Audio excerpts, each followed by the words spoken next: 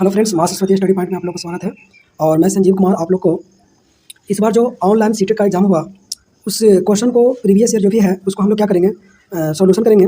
तो आज हम लोग ऐसे एग्जाम ऑनलाइन 16 दिसंबर से है ना, 16 दिसंबर से कब तक चला था, 21 जनवरी 22 तक चला था ना, ये 2021 से कब तक चला था, 22 तक चला था। तो चलिए फ्रेंड्स, हम लोग देर न करते हुए 16 दिसंबर है ना 2021 को जो सीटेट एग्जाम लिया था उसमें सीडीपी को देखेंगे। उसमें हम लोग सीडीपी को देखेंगे और बारी बारी से आज सीडीपी के देखेंगे है ना, फिर उसी तरह से ईवीएस को, मैथ को इस तरह से कंप्लीट करेंगे। तो सबसे पहले सीडीपी को जो भी ऑनलाइन एग्जाम हुआ है या 2011 से लेकर के जो भी प्रीवियस क्वेश्चन है उसको हम लोग 30 क्वेश्चन करके, जो भी 30 क्वेश्चन प्रत्येक बार तो सीडीपी में 30 क्वेश्चन आता है, तो उस सीडीपी को 30 क्वेश्चन करके पूरे प्रीवियस का हम सोल्व करेंगे। तो चलिए हम लोग सोल्व करते हैं। आपका पहला सवाल है 2021 में 16 दिसंबर में आपका पहला सवाल है सीडीपी का कि कहता कौन सा जो कथन है जो व्यक्ति के विकास की प्रक्रिया है ना, व्यक्ति के विकास की प्रक्रिया के बारे में सही है, व्यक्ति के विकास की प्रक्रिया के बारे में सही है। समझ गए? तो कहता है कि विकास की प्रक्रिया के बारे में मतलब कौन सही है उसको बताना है। तो कहता है कि विकास की प्रक्रिया एक दिशीय होता है ना, विकास केवल व्यक्ति की आनुवंशिकता से प्रभावित होता है, विकास की प्रक्रिया में संस्कृति विविधता होती है, और फिर कहता है विकास केवल वातावरण कारकों द्वारा निर्भर करता है। चलिए हम आपको ऑप्शन को छटने के लिए सिखाते हैं कि इसमें कैसे छटेगा।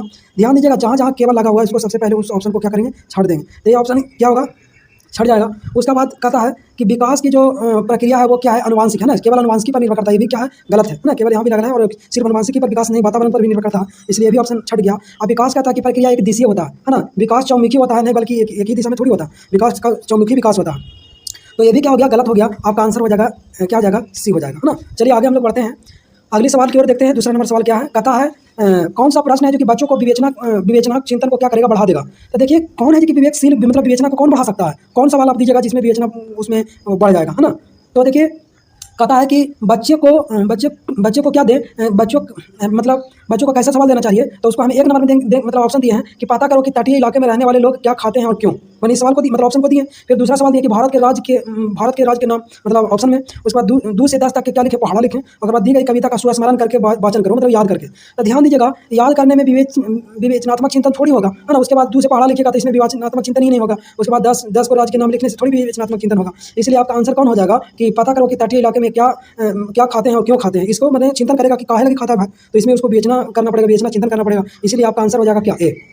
चलिए हम लोग अगला सवाल देखते हैं। तीसरा नंबर सवाल कहता है कि विकास का चरणीय सिद्धांत निम्नलिखित नियमों में से किस पर स्पष्ट रूप से जोर देता है ना। तो ध्यान दीजिएगा, ऑप्शन ए में है विकास की निरंतरता है ना, बी में है विकास की अनिरंतरता, अब विकास को प्रभावित करने वाला सांस्कृतिक कारक, अब विकास की प्रक्रिया संबंधित वातावरण कारक। अब ध्यान दीजिएगा यहाँ सवाल में आपको देखिए ये भी पॉजिटिव, विकास की प्रक्रिया निरंतर चलती रहती है क्योंकि गर्भ से लेकर के मृत्यु तक चलता है, तो ये भी ऑप्शन क्या है, सही है। फिर इसको हम लोग देखेंगे विकास को प्रभावित करने वाले सांस्कृतिक कारक है ना, ये भी क्या है, सही है। उसके बाद यहाँ पर देखेंगे कि विकास की प्रक्रिया क्या है, संबंधित वातावरण कारक पर है ना। तो ये भी क्या लग रहा है कि मतलब विकास की प्रक्रिया संबंधित वातावरण कारक मतलब वातावरण कारक पर भी निर्भर करता है ना। तो यहाँ पर होना चाहिए क्या कि विकास की अनिरंतरता होना चाहिए, मतलब ये यहाँ पर क्वेश्चन में थोड़ा निगेटिव लिखना चाहिए, किस पर जोर नहीं देता है ना। यहाँ पर क्या होना चाहिए कि किस पर जोर नहीं होता इस सवाल में है ना, मतलब निगेटिव पूछ रहा है यहाँ पर ऑप्शन में, मतलब क्वेश्चन में निगेटिव लिखा रहना चाहिए है ना। बाकी सब जो ऑप्शन है हमारा क्या है, ये सब सही है, तीनों क्या है, सही है। और विकास अनिरंतरता है ना, मतलब विकास निरंतर नहीं चलता, ये क्या है, गलत है। चलिए आगे हम लोग बढ़ते हैं। तीसरा नंबर सवाल में कहता है कि कौन से कारक द्वारा विद्यालयों में बच्चों का अधिगम से जुड़ाव है ना, विद्यालयों में बच्चों का अधिगम से जुड़ाव प्रभावित करेगा, मतलब किसको से जुड़ने से अधिगम पर प्रभाव पड़ेगा। तो हम लोग देखेंगे कि ए में क्या था, पारिवारिक समाजीकरण। हाँ, पारिवारिक समाजीकरण से भी अधिगम पर क्या करता है, प्रभाव पड़ता है। जैसा परिवार रहेगा उस तरह से अधिगम पर प्रभाव पड़ेगा। उसके बाद कहता है दूसरा ऑप्शन में क्या है, मतलब दूसरा में क्या है कि सामाजिक संबंधों पर है ना, समाज में जैसा संबंध बनाया रहेगा उस तरह से उसका अधिगम पर क्या पड़ेगा, प्रभाव पड़ेगा। सांस्कृतिक मूल पर भी निर्भर करता है। और बच्चों का आत्मसम्मान, बच्चे को आत्मसम्मान नहीं मिलेगा तो फिर भी उसको मतलब अधिगम उतना अच्छा से वो सीख नहीं पाएगा है ना। उसको जिस तरह से उसको आत्मसम्मान मिलेगा उस तरह से उसका अधिगम पर क्या पड़ेगा, प्रभाव पड़ेगा। तो यानी कह सकते हैं कि जो चारों पॉइंट हमारा दिया हुआ है वो क्या है, सही है। इसीलिए आंसर हमारा क्या हो जाएगा, सी हो जाएगा। चलिए आगे हम लोग बढ़ते हैं 5वां सवाल की ओर। कहता है जीन पियाजे है ना, जीन पियाजे के अनुसार पूर्व संक्रियात्मक अवस्था ना, मतलब चरण अवस्था जो भी है, तो कहता है पूर्व संक्रियात्मक अवस्था में बच्चे में क्या कर पाते हैं, मतलब जो पूर्व संक्रियात्मक अवस्था होता है तो उस स्टेज में बच्चे क्या कर पाते हैं है ना।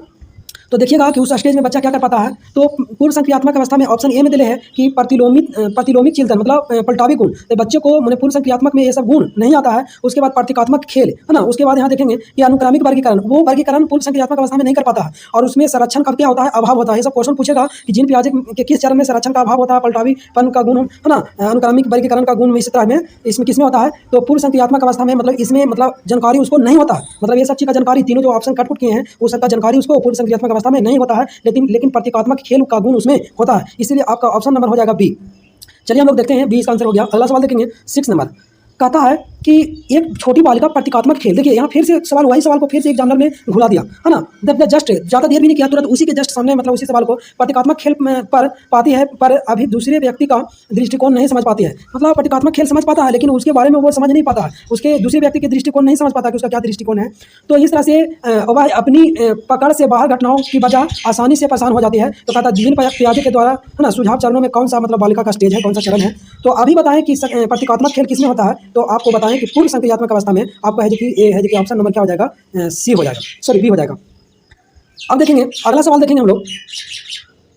कहता है कौन सा अभिलक्षण कोहल वर्ग के नैतिक विकास मॉडल में सम्मिलित नहीं है ना, सॉरी सम्मिलित नहीं है, मतलब सम्मिलित है, पॉजिटिव पूछ रहा है। कोहल वर्ग के नैतिक विकास में मॉडल में सम्मिलित है, मतलब पूछ रहा है कि उनके मॉडल में कौन है।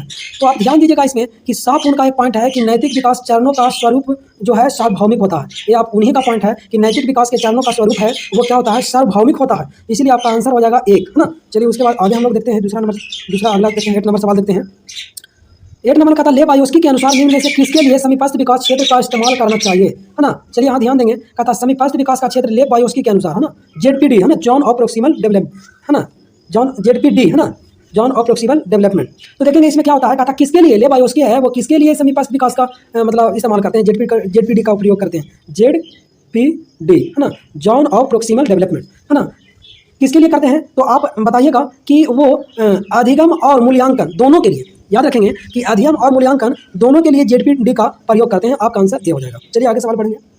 कहता एक विशिष्ट, देखिए कितना सवाल उसी जिन पे ले बायोस्की से फिर वही सवाल आ गया। कहता एक विशिष्ट संप्रदाय को पढ़ाने हेतु अध्यापक बच्चे को क्या करता है, आधा हल किया हुआ उदाहरण देता है। मतलब आधा हल क्या हुआ, तो आधा हल क्या हुआ, दिया उदाहरण, टीचर यानी बच्चे को हेल्प दिया, बच्चे को हेल्प दिया। तो बच्चे को हेल्प देना ले बायोस्की के अनुसार, है ना, और पाड़ कहलाता, क्या कहलाता, पाड़, या उसी को मचान भी बोलते हैं, क्या बोलते हैं, मचान, है ना। और इंग्लिश में बोलते हैं एस्केप फोल्डिंग, क्या बोलते हैं, एस्केप फोल्डिंग, और हिंदी में भी एस्केप फोल्डिंग करके लिखा रहेगा। तो ये तीनों बात के याद रखिएगा कि सहयोग जो किसी बच्चे को विकास के लिए या जो भी कोई काम कर रहा है बच्चा, तो उसको हम सहयोग देंगे, है ना। तो सहयोग है जो कि जेडपीडी, है ना, ले बायोस्की के अनुसार पाड़, मचान और एस्केप फोल्डिंग के नाम से जाने जाते हैं। इसीलिए आपका आंसर हो जाएगा क्या, बी। अगला नंबर सवाल है 10। कहता है कौन सी अभिवृत्ति एक प्रगतिशील कक्षा माहौल के अनुसार नहीं है। यहाँ सबसे पहले आपको निगेटिव वर्ड को ढूंढना है। यहाँ निगेटिव पूछ रहा है, ध्यान से देखिएगा। और निगेटिव देखने के लिए हमारे चारों ऑप्शन को बढ़िया से पढ़ना होगा। कहता निर्णय निर्धारण में बच्चों की सहभागिता, मतलब बिल्कुल कोई बच्चा निर्णय लेना चाहता है तो उसको टीचर को क्या करना चाहिए, मतलब सहयोग करना चाहिए। और दूसरा सवाल है, दूसरा ऑप्शन है कि भय मुक्त आधारित वातावरण की संरचना, मतलब उसमें आप बच्चे को शिक्षा दे रहे हैं तो वो भय मुक्त, है ना। ये भी क्या है ऑप्शन, ये भी क्या है, सही है। मैंने बच्चे को भय मुक्त शिक्षा देना चाहिए, है ना। मतलब कोई बच्चा निर्णय लेना चाहता है तो उसको क्या करना चाहिए, सहयोग करना चाहिए। और तीसरा ऑप्शन है कि विद्यार्थियों की व्यक्तिगत विभिन्नता का ध्यान रखना चाहिए। मैंने उसमें जो भी बच्चा है, तेज है, बुड़बक है, मतलब कमजोर है, जैसा है, मंदबुद्धि, प्रगतिशील, समान, जो भी है, सब प्रत्येक व्यक्ति पर क्या होना चाहिए, ध्यान होना चाहिए टीचर को। ये भी बात क्या है, सही है। और अगला ऑप्शन है कि अध्यापक द्वारा बाह्य अनुशासन कायम रखना चाहिए। मतलब आप पढ़ा रहे हैं तो बच्चे को बाहरी अनुशासन में नहीं रखेंगे। बाहरी अनुशासन उसको दबाव दीजिएगा तो वो क्या होगा, अनुशासन से आपको डर से सवाल नहीं पूछ पाएगा और बच्चे में उतना विकास नहीं हो पाएगा। आप बाहरी अनुशासन से बच्चे को दबा नहीं सकते हैं। आप बाहरी अनुशासन का प्रयोग नहीं करें, है ना। अगर बाहरी अनुशासन का प्रयोग कीजिएगा तो बच्चा है जो कि दबा रहेगा और वो है जो कि सवाल आपसे नहीं पूछेगा, तो बच्चे में विकास नहीं होगा। इसीलिए आपका ऑप्शन क्या होगा, ए 4 नंबर आंसर क्या होगा, 4 नंबर, है ना। चलिए 4 नंबर होगा। तो इसमें निगेटिव पूछा था, है ना, निगेटिव पूछा तो यही है कि मतलब बच्चे निगेटिव हम जवाब दिए, कहा कि मतलब बच्चे को क्या बाहरी अनुशासन दबाव द्वारा पढ़ाइएगा, तो नहीं, बाहरी अनुशासन द्वारा दबाव हम नहीं पढ़ाएंगे, है ना। इस चीज़ को क्या करेंगे, कट करेंगे। और बाकी 3 ऑप्शन था, मेरा सही था। आगे हम बढ़ते हैं 11वां सवाल। कहता है एक महत्वपूर्ण है कि कोई अध्यापिका बच्चों को बुद्धि लब्धि के आधार पर समूह में पृथक न करें। कहता है कि बच्चों को बुद्धि लब्धि के आधार पर मैंने बच्चों को क्या करना चाहिए, मतलब पृथक नहीं करना चाहिए कि मैंने थोड़ा सा आईक्यू देख लिए और उसके बाद है कि उसको मैंने क्लासिफिकेशन कर दिया, वर्गीकरण कर दिए, है ना। ऐसा नहीं होना चाहिए। ये सवाल कर रहा है कि बच्चे के आईक्यू पावर के, है ना, आईक्यू लेवल के अनुसार उसको वर्गीकरण नहीं करना चाहिए। मतलब इसमें आपको अब ऑप्शन पढ़ते हैं। वो सवाल था कि मैंने आईक्यू के अनुसार अध्यापक को क्या करना चाहिए, पृथक समूह में पृथक न करें। तो ऑप्शन ए में है कि यह अध्यापक के लिए असुविधाजनक है ना। देखिएगा, यह अध्यापक के लिए असुविधाजनक है। और यहाँ पर है कि यह विद्यालयों के लिए असुविधाजनक है। और तीसरा में कह रहा है कि यह बच्चों के एक दूसरे के साथ अंतर सामूहिक प्रतिस्पर्धा नहीं करते हैं। और तीसरा कहता बुद्धि लब्धि संकल्पना स्थायी नहीं है और यह बच्चों को चिन्हित करने के लिए जिम्मेदार सकता है। चलिए आपका आंसर यही वाला होगा। कैसे, देखिए समझिए। कहता है ना कि आईक्यू के अनुसार बच्चों के समूह का वर्गीकरण नहीं करें। क्यों? क्योंकि जो बुद्धि लब्धि है, बुद्धि लब्धि आईक्यू संकल्पना स्थायी नहीं होता, मतलब स्थायी नहीं होता।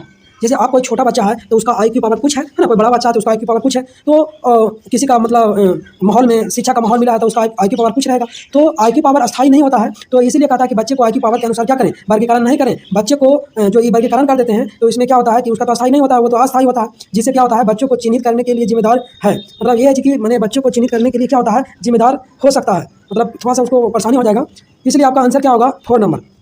चलिए 12 नंबर सवाल देखेंगे, कहता हार्वर्ड गार्डनर। चलिए हार्वर्ड गार्डनर से सवाल आया, तो हार्वर्ड गार्डनर आएगा जहाँ पर ध्यान दीजिएगा, बहुबुद्धि दिखिएगा। बहुबुद्धि के सिद्धांत कौन दिया था, हार्वर्ड गार्डनर। तो चलिए हम लोग सवाल देखते हैं क्या कहता है। कहता हार्वर्ड गार्डनर के सिद्धांत के अनुसार कक्षा में तरह तरह की अवधारणा रणनीति का इस्तेमाल होना चाहिए, जरूरी है।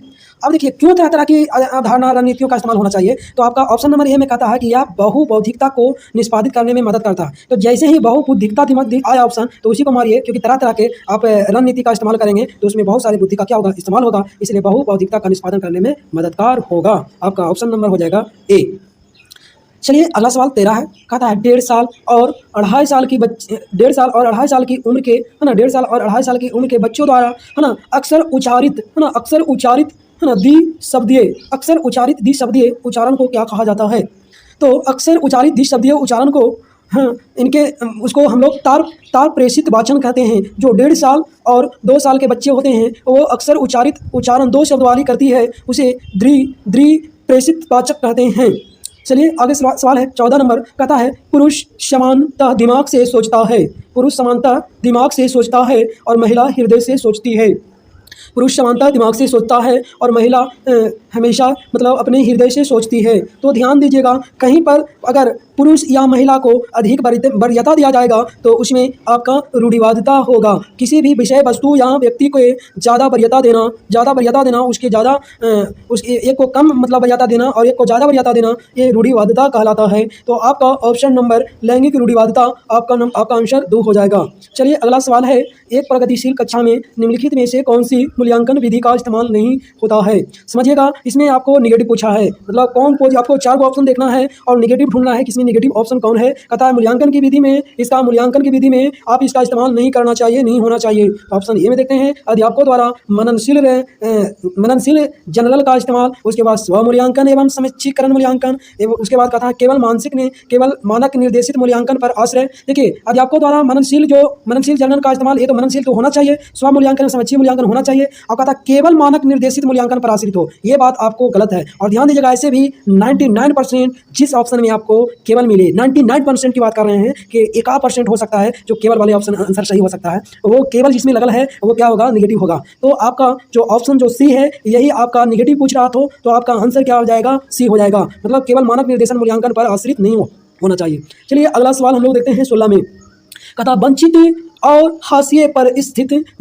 हाशिए पर स्थित समूहों की भाषा और संस्कृति और स्कूल पाठ्यक्रम में समावेशी करने एक अध्यापक क्या सुनिश्चित करता है। तो देखिएगा, आपका जो वंचित और हाशियों पर स्थित समूह की भाषा और संस्कृति को स्कूल पाठ्यक्रम में समावेशन है, वो शिक्षा में समता पर है जो कि सुनिश्चित करता है। शिक्षा में समता पर क्या करता है, सुनिश्चित करता है। जो ऑप्शन लगेगा तोड़ने लायक मैं वो तोड़ दूंगा, मतलब एक्सप्लेन करूंगा। चलिए अगला है, कहता है कि पर्याप्त समर्थन प्राप्त करने के बावजूद एक कक्षा में एक विद्यार्थी गणितीय क्रियाओं का समझने में निरंतर चुनौतियों का सामना करता है। कहता है निरंतर चुनौतियों का क्या कर रहा है, सामना कर रहा है, मतलब उसको गणित पढ़ने में उसको क्या हो रहा है, कठिनाई हो रहा है। तो आपको पता होना चाहिए कि गणित का संबंध है डिस्कैलकुलिया से। किसका, डिस्कैलकुलिया से। आप इस ऑप्शन का आंसर हो जाएगा, है ना, 2 नंबर हो जाएगा। जो गणित के लिए होगा तो डिस्कैलकुलिया, लिखने संबंधित बातें त्रुटि होगी तो हम डिस्ग्राफिया बोलेंगे, और पढ़ाई और भाषा, पढ़ने और भाषा में दिक्कत होगा, त्रुटि होगी, दोष होगी तो हम उसको डिसलेक्सिया कहते हैं। आशा करते हैं कि तीनों आपको कुछ याद हो गया होगा, है ना, और बार बार ये सब एग्जाम में पूछते रहता है, बार बार एक्सप्लेन करेंगे तो वो याद हो जाएगा।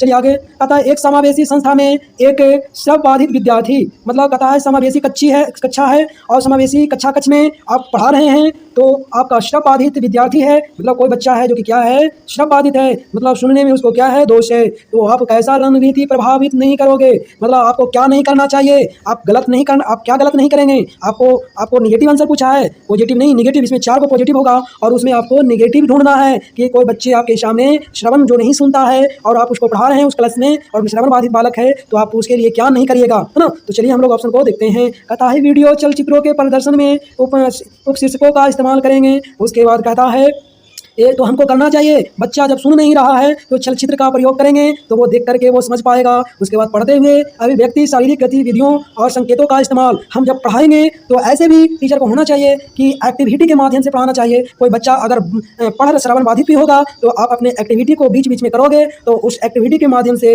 आपका भाषण वो समझ पाएगा कि ये टीचर क्या कहना चाह रहे हैं। जो शब्द नहीं सुन पाएगा तो आपके शारीरिक गतिविधि से वो क्या होगा, समझ जाएगा। तो ये भी ऑप्शन क्या है, सही है। आपको ये काम करना चाहिए, शारीरिक गतिविधि के दौरान आपको पढ़ाना चाहिए, क्योंकि वहाँ श्रवण बाधित बालक भी बैठा हुआ है। उसके बाद कहता है, ये भी ऑप्शन क्या सही है, ये भी है। उसके बाद कहता है मौखिक संप्रेषण के साथ साथ शाब्दिक चित्रित संप्रेषण का इस्तेमाल। आप जो बोल भी रहे हैं और साथ साथ में उसको मतलब शाब्दिक चित्रित संप्रेषण, मतलब जो शब्द है वो चित्रित शब्द, मतलब जो चित्र संप्रेषण होना चाहिए। तो ये भी क्या है, सही है। और अगला ऑप्शन क्या है कि संप्रेषण हेतु मुख्यतः मौखिक माध्यम पर ही, है ना, ध्यान दीजिएगा, मुख्यतः मौखिक माध्यम पर ही आश्रित होना चाहिए। अगर आपके कक्षा में श्रवण बाधित बालक हो तो क्या आप भाषण पर ही मतलब मौखिक भाषण पर ही आप मतलब आश्रित रहेंगे तो बच्चा है कि जो श्रवण बाधित बालक है उसमें तो विकास होगा नहीं, वो सुनेगा नहीं, उसमें विकास नहीं हो पाएगा। तो ध्यान दीजिएगा, ये चीज़ आपका क्या हुआ, गलत हुआ। और एक पॉइंट आपको हम ये बताना चाहते हैं, जिस तरह से केवल आपका निगेटिव ऑप्शन है, केवल आपका निगेटिव है, उसी तरह से आप इस सवाल को बिना पढ़े बना सकते थे। 4 आपका निगेटिव पूछा था ना, तो निगेटिव में आपको निगेटिव ढूंढना है। तो निगेटिव ऑप्शन में देखिए आपका ही है, आपको केवल दिखे, क्या देखे, केवल दिखे और ही देखे तो 99% आपका ऑप्शन वो क्या होता है, निगेटिव होता है। और हमारा निगेटिव पूछ रहा था तो इसलिए हमारा निगेटिव आंसर हो गया बगैर पढ़े हुए, और बाकी तो आपको हम समझा दिए। चलिए आगे सवाल हम पढ़ते हैं। 19 नंबर सवाल देखेंगे। कहता है निम्नलिखित में से किससे कक्षाई प्रक्रिया का विश्लेषण किसी अध्यापक के वंचित समूहों के प्रगति ढूंढ पूर्वाग्रहों का उजागर कर सकता है। कहता है कि इसमें कहता है कि कोई अध्यापक के वंचित समूहों के प्रगति, है ना, गढ़ित गूढ़ पूर्वाग्रहों का उजागर कर रहा है। तो देखिएगा, जो लैंगिक पूर्वाग्रह का उजागर कौन करता है, तो ध्यान दीजिएगा, लिंग हो गया, जाति हो गया, आर्थिक श्रेणी, है ना, आर्थिक श्रेणी भी उच्च वर्ग निम्न वर्ग समझ रहे हैं। जाति हो गया, धर्म, जाति हो गया, लिंग मतलब लड़का लड़की जो भी है जाति धर्म में, और आर्थिक श्रेणी मतलब आर्थिक श्रेणी में देखते होंगे कोई बड़ा आदमी छोटा आदमी। तो इस तरह से लैंगिक रूढ़िवादिता का ये सब निर्धारण आसन अव्यवस्था है। आपका आंसर यही होगा, है ना, एक ही नंबर में मिल गया है आपका। Sorry friend. चलिए आप 20 नंबर सवाल देखेंगे। कहता है कक्षा में सृजनात्मकता को बढ़ावा देने के लिए विद्यार्थियों को कैसे अवसर प्रदान करने चाहिए। अब बच्चे में सृजनात्मक को बढ़ावा दे रहे हैं तो बच्चे का आप कैसे अवसर दीजिएगा, है ना। तो एक ऑप्शन में है कि विशिष्ट उपलब्धि वर्ग में सम्मेलन के, फिर उसके बाद कहता है मौलिक खोज और सोच को प्रोत्साहित करेंगे। देखिए जो भी सृजनात्मक है, अब ऑप्शन हम नहीं पढ़ूंगा, है ना, ज़्यादा मतलब वीडियो लंबा हो जाता है, और लंबा वीडियो हो जाता है तो आप लोग लंबा वीडियो को तो देखना पसंद नहीं करते हैं। ऐसे कमेंट कीजिएगा कि सर आप पूरे ऑप्शन को बढ़िया से एक्सप्लेन करके बताइए, वीडियो लंबा हो तो कोई दिक्कत नहीं है। तो अगले बार से मैं पूरा एक्सप्लेन करूँगा, एक क्वेश्चन पे मतलब अच्छा से एक्सप्लेन करके टाइम दूंगा। चलिए यहाँ देखेंगे कि मौलिक खोज और सोच को प्रोत्साहित करता है ना, मौलिक खोज और सोच को क्या करता है, सृजनात्मक को बढ़ावा देना चाहिए, विद्यार्थी के अवसर देना चाहिए, क्योंकि वो मौलिक खोज और सोच को क्या करेगा, प्रोत्साहित करने के लिए, सृजनात्मक को बढ़ावा देने के लिए, मौलिक खोज और सोच को प्रोत्साहित करने के लिए हम लोग देते हैं। हम लोग सृजनात्मक को बढ़ावा देने के लिए विद्यार्थियों को अवसर प्रदान करते हैं, इसलिए क्योंकि मौलिक खोज और सोच को उसको क्या होता है, प्रोत्साहित होता है। चलिए अगला 21 नंबर सवाल देखते हैं। देखिएगा आगे अगला सवाल में क्या कह रहा है कि, हाँ देखिए, अब नहीं कट रहा होगा इतना, ठीक है। यहाँ देखेंगे कि कहता है एक संरचनात्मक कक्षा में बच्चों की संज्ञानात्मक सहभागिता को किस प्रकार सुसाधित किया जा सकता है। बच्चे के संज्ञानात्मक कक्षा में संज्ञानात्मक सहभागिता किस प्रकार सुसाधित किया जा सकता है, मैंने कैसे सुसाधित कर सकते हैं बच्चे का संज्ञानात्मक कक्षा के लिए। तो अब एक ऑप्शन में है कि बच्चे को वार्तालाप द्वारा तो हो सकता है, बच्चे वार्तालाप करेंगे तो संज्ञानात्मक कक्षा, संज्ञानात्मक सहभागिता, उस समय संज्ञानात्मक में क्या होगा, विकास होगा। फिर अध्यापकों के संवेग द्वारा, देखिए ये बहुत जरूरी है, मतलब अध्यापक का संवेग भी निर्भर करता है। बच्चे के संज्ञानात्मक सहभागिता के लिए टीचर का भी आपका संवेग जरूर निर्भर करता है। अगर टीचर अगर संवेग अच्छा बच्चा के प्रति नहीं रखेगा तो बच्चे में संज्ञानात्मक विकास अच्छा से नहीं हो पाएगा, इसलिए अध्यापक के संवेग द्वारा भी संज्ञानात्मक सहभागिता निर्भर करता है। उसके बाद बच्चों के सकारात्मक परस्पर संबंधों द्वारा, है ना, तब बच्चों के सकारात्मक परस्पर संबंध, मतलब जो 3 नंबर ऑप्शन है वो भी कह रहा है कि सही है, बच्चों के परस्पर जो है संबंध है, मतलब बच्चों के बीच में जो कुछ परस्पर संबंध है वो सकारात्मक है, तो वो भी क्या है, वो संज्ञानात्मक विकास में क्या करेगा, भूमिका निभाएगा। और चौथा नंबर सवाल है कि बाह्य रूप से अधिरोपित अनुशासन। अब बताइए, आप टीचर हैं तो अब टीचर है तब उस बच्चे को बाहरी रूप से अनुशासन अधिरोपित करेंगे, उस पर थोपेंगे, कुछ नहीं करो, ही करो, तुम सवाल मत पूछो, है ना, इस तरह से मैंने उस पर दबाव दीजिएगा, बाहरी आप में दबाव दीजिएगा, वो कुछ पूछना भी, अब ठीक है नहीं बोलिएगा सवाल नहीं पूछो, लेकिन अगर बाहरी अनुशासन में दबाव रखेगा तब बच्चे है कि वो सवाल आपसे नहीं कर पाएगा। वो बाहरी अनुशासन से वो क्या होगा, आपके दबे हुए रहेगा, आप जौन सी पढ़ाते रहे वो चुपचाप पढ़ते रहेगा। इसलिए बाहरी अनुशासन उस पर मतलब जो है कि वो नेगेटिव प्रभाव पड़ता है, इसलिए आपका ये ऑप्शन जो मतलब ये जो 4 नंबर पॉइंट है वो गलत है। अब बाकी आपका जो 3 को है, मतलब आपका कौन 1 2 3, आपका मतलब 1 2 3 ऑप्शन किसमें है, तो सी नंबर में है, तो आपका आंसर क्या हो जाएगा, सी। आपको आशा करते हैं कि समझ गए होंगे आप लोग इस चीज़ को, है ना। चलिए आगे समझते हैं। 22 नंबर सवाल क्या है, कहता है बच्चों की असफलता अक्सर विद्यालय की असफलता होती है। कहता है कि बच्चों की असफलता, ध्यान दीजिएगा, बच्चों की असफलता अक्सर विद्यालय की असफलता होती है। बच्चों की असफलता अक्सर विद्यालय की असफलता होती है। निम्न में से कौन सा कथन इस बात का समर्थन करता है, मतलब ये बात सही कौन है, मतलब पॉजिटिव हिंट ढूंढने के लिए करा है कि मैंने कोई बच्चा अगर असफल है तो विद्यालय पर निर्भर करता, बदल मैंने विद्यालय की असफलता, मतलब कोई बच्चा फेल नहीं होता, विद्यालय फेल होता है। मतलब ये आपको उसका इस मैंने क्वेश्चन को कहना है कि अगर कोई बच्चा अगर फेल हो गया है तो मतलब बच्चा फेल नहीं हुआ है, विद्यालय की व्यवस्था फेल हो गया है, विद्यालय यहाँ असफल है बच्चे को सफल कराने में। ये हम एक सवाल कर रहा है, तो हम लोग पॉजिटिव आंसर को देखते हैं कौन है। कहता है स्कूलों का अस्तित्व विद्यार्थियों के समर्थ में विभेदीकरण करने हेतु, है ना, स्कूलों का अस्तित्व विद्यालयों के समर्थ में विभेदीकरण करने हेतु, है ना, विभेदीकरण करने के लिए सफलता होता है। अगला, बच्चे इसलिए असफल होते हैं क्योंकि विद्यालय बच्चों के सीखने की विविध गतिविधियों को ध्यान में नहीं रखते हैं। यही आपका आंसर हो गया, आगे पढ़ने की जरूरत नहीं है। बच्चे इसीलिए फेल हो जाते हैं कि बच्चा का जो भी विभिन्न गति है, मैंने बच्चा किस क्षेत्र में जाना चाहता है, उसका किस ओर विकास हो रहा है, उनके विभिन्न गतिविधियों के ऊपर विद्यालय का आंसर 2 हो गया। अब आगे बढ़ते हैं अगला सवाल की ओर। अगला सवाल है कि किसी संप्रत्यय को प्रासंगिक और अर्थपूर्ण होने के लिए क्या आवश्यक है। कोई संप्रत्यय है ना, कोई संप्रत्यय है, उसको क्या होना चाहिए, प्रासंगिक और अर्थपूर्ण होना चाहिए। तो उसके लिए क्या होना चाहिए, अब देखेंगे। आप ऑप्शन को देखिए, सीडीपी में अगर ऑप्शन आप पढ़ना समझ गए, 4 ऑप्शन पढ़ लिए और समझना जान गए, तो आपका सीडीपी बिल्कुल सही होगा। और आप मतलब 30 में एकदम पक्का 28-29 मारिएगा। 1-2 को गलत हो जाता है, टीचर से भी गलत हो जाता है 1-2 को, और अगर बहुत हार्ड, बहुत प्रीवियस ईयर प्रैक्टिस कर लिए तो आप 30 में 30 लाइएगा, है ना।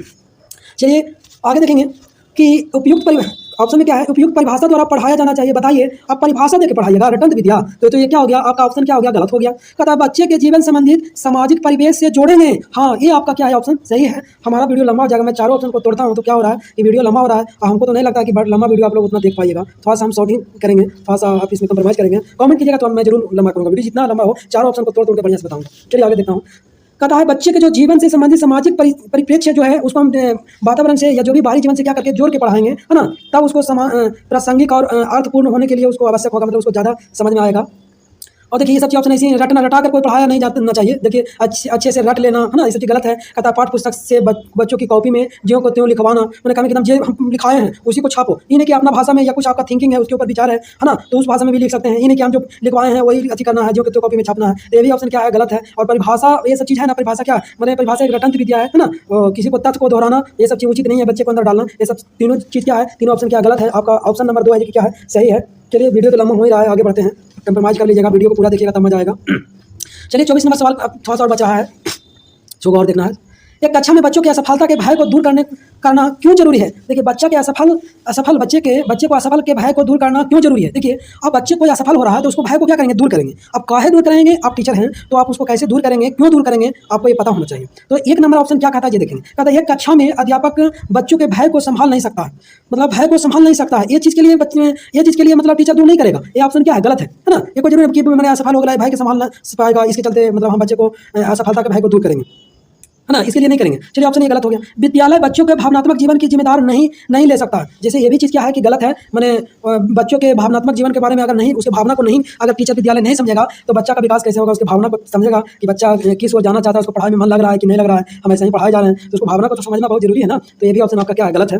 चलिए आगे हम लोग देखेंगे। सी नंबर ऑप्शन कहता है असफलता और त्रुटियां बच्चे के अधिगम का स्वाभाविक हिस्सा है। कहता है असफलता और त्रुटियां, कहता है ना कि कोई बच्चा अगर असफल हो गया, कोई त्रुटि कर रहा है तो बच्चा के अधिगम का स्वाभाविक हिस्सा है, माने बच्चा सीख रहा है, उसका हिस्सा है। ये नहीं कि समझिए कि बच्चा त्रुटि कर रहा है तो उसका मतलब उसका कोई मतलब ही नहीं है। मतलब यहाँ जहाँ भी समझिएगा कि बच्चे कहीं त्रुटि कर रहे हैं, कहीं असफल हो रहे हैं, तो अधिगम का स्वाभाविक वो भी एक क्या है, हिस्सा है। उसको आप नजरअंदाज नहीं करेंगे, उसको डिमोटिवेट नहीं करेंगे। वो भी एक क्या है, गलत किया है तो वो भी एक क्या है, एक अधिगम का क्या है, हिस्सा है। उसको सीखने के लिए वो एक रास्ता उसको मिलता है, इसलिए वो आपका क्या हुआ, असफलता के भय दूर करने का ये एक क्या है, जरूरी हिस्सा है। आपका ऑप्शन नंबर क्या हो गया, 3।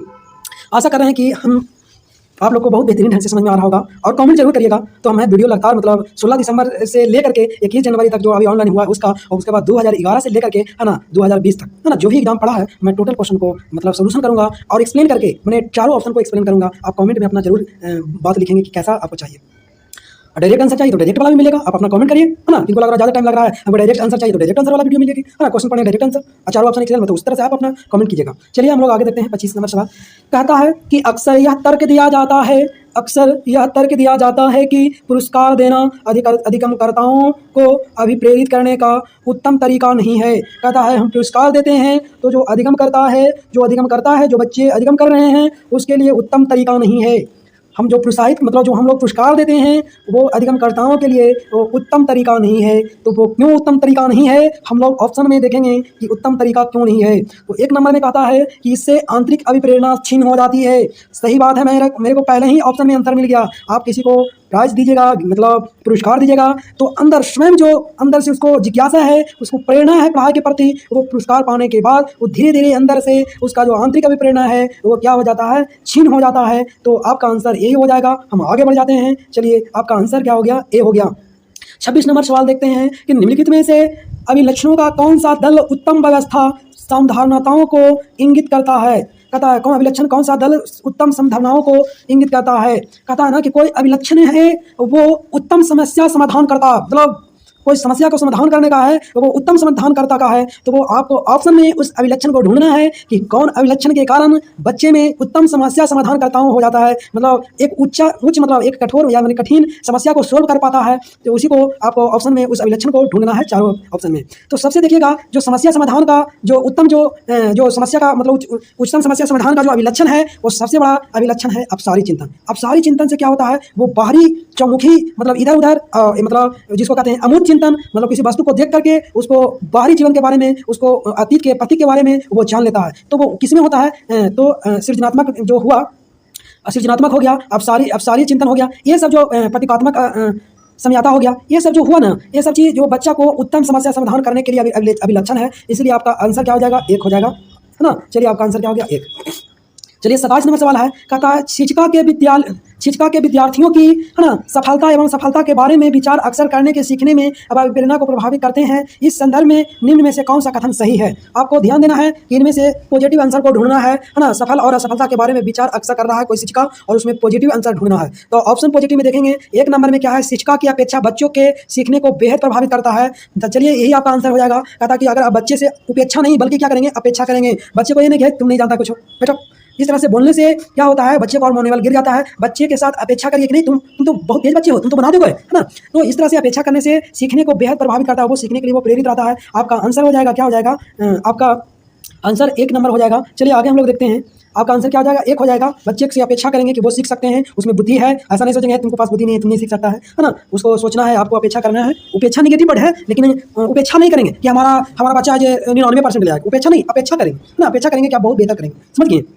चलिए आगे देखेंगे, आपका सवाल अगला देखेंगे। चलिए आगे बढ़ते हैं। 28 नंबर, 28 में कहता है शिक्षिका कक्षा में सकारात्मक रूप से सीखने का वातावरण किस प्रकार सुनिश्चित करती है। मतलब सीखने के लिए वातावरण एक सुनिश्चित कैसे करेगा, किस प्रकार कक्षा में सकारात्मक रूप से सीखने का वातावरण किस प्रकार सुनिश्चित करता है। तो यहाँ देखेंगे कि एक तय एवं निर्धारित समय सारणी का अनुपालन करता है, पुरस्कार एवं साझा का प्रयोग कर बच्चों को अनुशासित रख, ये सब चीज़ गलत बात है। बच्चों के संवेगों को सीखने की प्रक्रिया का हिस्सा बनाकर, है ना, बच्चों की क्षमता के आधार पर उनका विभेदीकरण के अलग अलग समूह, है ना, ये सब ध्यान दीजिएगा कि ये सब जो ऑप्शन है आपका यहाँ अलग अलग विभेदीकरण नहीं कर सकते हैं, ऐसा ही निगेटिव छट गया। पुरस्कार देना गलत बात है, बच्चे का आंतरिक प्रेरणा भी सिखाएंगे क्या होता है, कम जाता है। और एक तय एवं एक निर्धारित समय सारणी, नहीं समय सारणी क्या होना चाहिए, लचीला होना चाहिए। तो आपका तीनों ऑप्शन क्या हो गया, छट गया और आपका पॉजिटिव आंसर पूछ रहा था, इसलिए आपका आंसर क्या हो जाएगा, सी हो जाएगा। आशा करते हैं कि आपको समझ में आ गया होगा।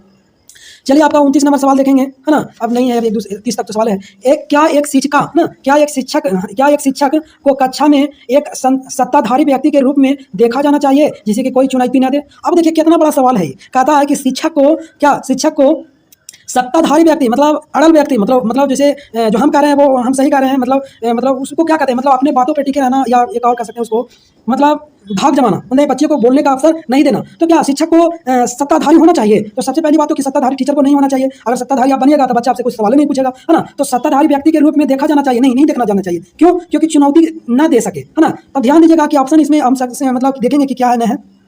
कहता है कि हाँ, इससे विद्यार्थियों को शिक्षा के आज्ञा पालन एवं आदर करने के मूल्य की सीखना। क्या आप उसको मतलब सत्ताधारी बन के उस पर दबाव देकर आज्ञा पालन करवाइएगा? तो ये तो बात क्या है कि गलत बात नहीं जी। उसके बाद कहता है हाँ केवल, देखिए मैं अभी पढ़ाया कि जहाँ भी केवल दिखेगा तो उस ऑप्शन को क्या करिए, कट कर दीजिएगा। तो ये भी ऑप्शन क्या हो गया, कट कर दिएंगे। और नहीं, शिक्षार्थी ऐसे शिक्षकों से प्रश्न पूछने में हिचकते हैं जिसे उनकी संप्रत्याय स्पष्टता में कमी रह जाएगी। देखिए यहाँ आपका आंसर मिल गया, सी ऑप्शन में आंसर मिल गया। क्यों? कहता है अगर सत्ताधारी और टीचर बन जाइएगा तो आप नहीं, शिक्षकधारी टीचर को नहीं बनना चाहिए, क्योंकि विद्यार्थी ऐसे शिक्षकों से प्रश्न पूछने में हिचकिचाएगा, डरेगा, डर जाएगा, कहेगा नहीं पूछने मार दूं, मतलब इस तरह से डर जाएगा। और टीचर सत्ताधारी है तो वो डर से बच्चा मतलब सवाल पूछने का हिम्मत ही नहीं करेगा। और जिसके कारण क्या होगा, जिसके कारण बच्चे के अंदर सांप्रदायिक स्पष्टता में क्या हो जाएगा, कमी। वो कोई तत्व को समझ रहा था, है ना, वो समझ रहा था, उसको समझ में नहीं आ रहा था, वो पूछना चाह रहा था, दबाव के कारण वो नहीं पूछा, तो वो क्या हो गया, वो मतलब सत्ताधारी टीचर रहने के कारण वो दबा के रह गया और उसको उतना सांप्रदायिक क्षमता में क्या रह गई, कमी रह गई, है ना। तो यही कारण से सत्ताधारी टीचर को नहीं होना चाहिए। आपका ऑप्शन नंबर क्या हो जाएगा, सी हो जाएगा। चलिए हम लोग आगे बढ़ते हैं और आपका सवाल लास्ट बचा 30 नंबर।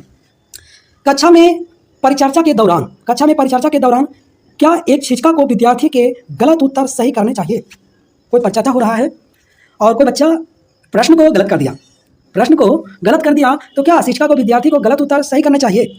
अब हम लोग ऑप्शन को देखेंगे कि सही करेंगे कि नहीं करेंगे, कि क्या करेंगे। ऑप्शन देखेंगे, उसमें कहता है हाँ, बच्चों की त्रुटियों को तुरंत संशोधन करना चाहिए। क्या जैसे बच्चा गलती किया और तुरंत संशोधन कर दीजिएगा तो फिर दोबारा वो करने का प्रयास करेगा, हो सकता है वो खुद दोबारा प्रयास करे तो वो सीख जाएगा, है ना। त्रुटि तो सीखने का एक क्या है, हिस्सा है। तो अब गलती किया तो मैंने सही कर देगा कि नहीं वाला होगा तो बच्चा है कि क्या मतलब सीख नहीं पाएगा।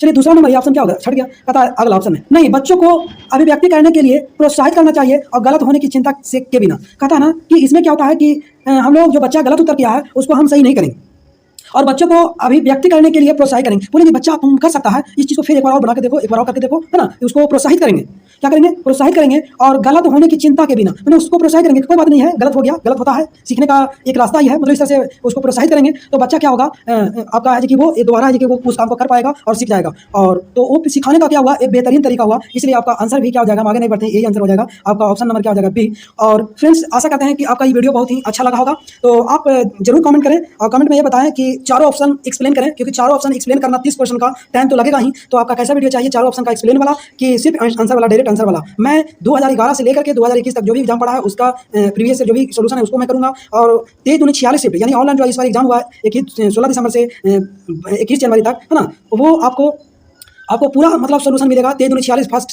पेपर 1 और पेपर 2 दोनों में 46 शिफ्ट का आपका क्वेश्चन मिलेगा। तो आप अपना कमेंट में लिखेंगे कि आपको वीडियो चाहिए और इस तरह से चारों का एक्सप्लेन वाला चाहिए कि डायरेक्ट आंसर चाहिए, कमेंट जरूर लिख करेंगे और आप कमेंट लाइक शेयर जरूर करेंगे, इससे हमको मोटिवेशन मिलेगा और हम आगे भी इससे आपके कमेंट के अनुसार वीडियो भी आगे हम बनाएंगे, है ना। Thank you friends.